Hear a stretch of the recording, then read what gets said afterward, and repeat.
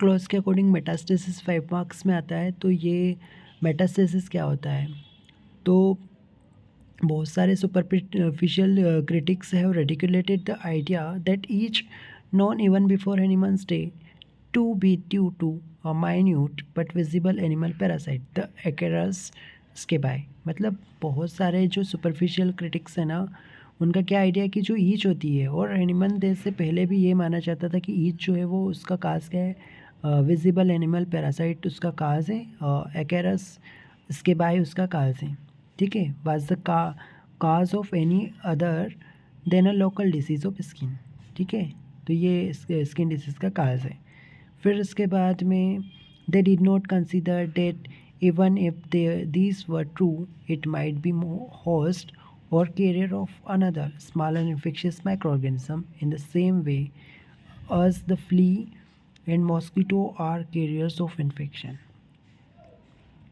यहाँ पे थोड़ा सा इन्हें witty dean Swift could have taught them better. तो इन्हें विटी डीन स्विफ्ट का थोड़ा सा यहाँ पे रेफरेंस लिखा हुआ है, जिसको आप पढ़ सकते हैं कि so naturalists observe a flea has smaller fleas that on him prey and these have smaller still to bite and so proceed ad infinitum। पर अपन को यहाँ पे जो टॉपिक में मेन है वो अपन समझते हैं कि जो सोरा है ना, ये most infectious most general of all chronic miasm. Psora क्या है, मोस्ट इन्फेक्शियस है, मोस्ट जनरल है सारे क्रोनिक माइजम में, ऐसा एनिमल सर ने कहा। डिसीज़ जो है वो मेटास्टेसिस होता है स्किन से, cause by external palliative treatment. Skin पे डिसीज़ है सोरिक डिसीज़, वो मेटास्टेसिस हो जाएगा, कहाँ पे पहुँच जाएगी। मेटास्टेसिस का मतलब होता है कि वो जैसे हम ट्यूमर का पढ़ते हैं ना मेटास्टेसिस पैथोलॉजी में या मेडिसिन में, कि ट्यूमर का मेटास्टेसिस हो रहा है, यानी वो फैल रहा है, एक जगह से दूसरी जगह जा रहा है, मेटास्टेसिस हो रहा है। तो वो ये जो सो रहा है ना, इसका स्किन पे मैनिफेस्टेशन आता है। अगर इसको पेलिटिव ट्रीटमेंट दिया जाएगा तो उसमें इंटरनल ऑर्गन की तरफ वो मेटास्टेसिस हो जाएगा उसका। ठीक है, तो many have been skeptical of danger of metastasis of chronic external or skin disease and these skepticism has led to dire result।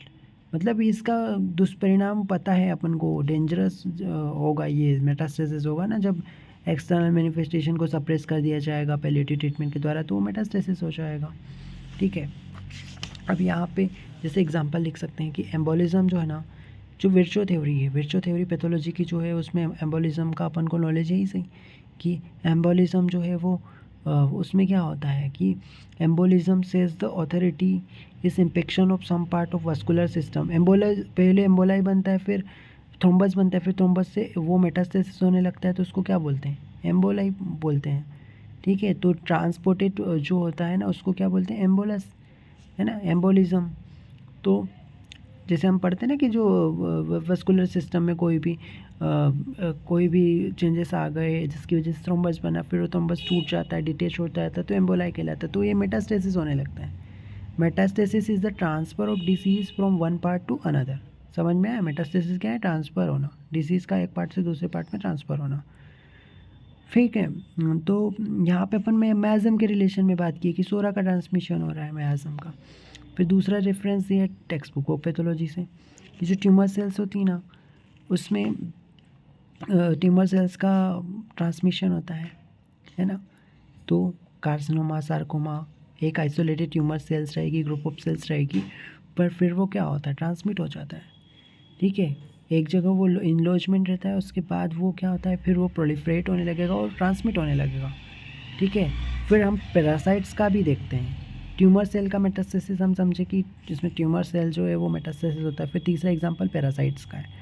Animal और पैरासाइट्स भी क्या होते हैं, ट्रांसमिट होते हैं। जैसे हम लोग पढ़ते हैं ना कि एस्केरिस वगैरह की लाइफ साइकिल पढ़ते हैं, तो वो उसका क्या होता है, मेटास्टेसिस होता है ना। तो अब हैनीमन सर की टीचिंग क्या बताती है, एजुकेट करती है और confirm, educated and confirm by the pathology. तो हैनीमन सर की जो टीचिंग्स है, उनने जो हमें सिखाया था, वही बातें आज जो एम्बोलिज्म, ट्यूमर सेल और पैरासाइट के रूप में कन्फर्म हो रही है। ठीक है, ये पैथोलॉजी कन्फर्म कर रही है जो हैनीमन सर ने जो बातें जो हमें बताया पहले। तो infectious parasites and primary and typical microorganism of sora driven from the skin by local treatment। local treatment अगर दिया जाएगा स्किन पे, तो ये डीपर टिश्यू की तरफ ट्रांसमिट हो जाएगी। डीपर ऑर्गन्स अफेक्टेड होंगे, लिम्फेटिक ग्लैंडुलर सिस्टम और नर्वस सिस्टम के थ्रू इसका ट्रांसमिशन होगा। और सेकेंडरी सिम्टम्स आएंगे, सेकेंडरी स्पेसिफिक सिम्टम्स आएंगे according to location and predisposition पे डिपेंड करेगा, इन्वायरमेंट पे डिपेंड करेगा कि कैसे सिम्टम्स आने वाले हैं। तो नर्वस सिम्टम्स आ सकते हैं, painful elements, spasm, ulcer, cancer, adventitious formation, dyscrasia, paralysis, ये कुछ भी सिम्टम आ सकते हैं अकॉर्डिंग टू कंडीशन, लोकेशन, इसका predisposition, environmental factors of individual. तो सेकेंडरी सिम्टम्स आएंगे डीपर टिश्यू में।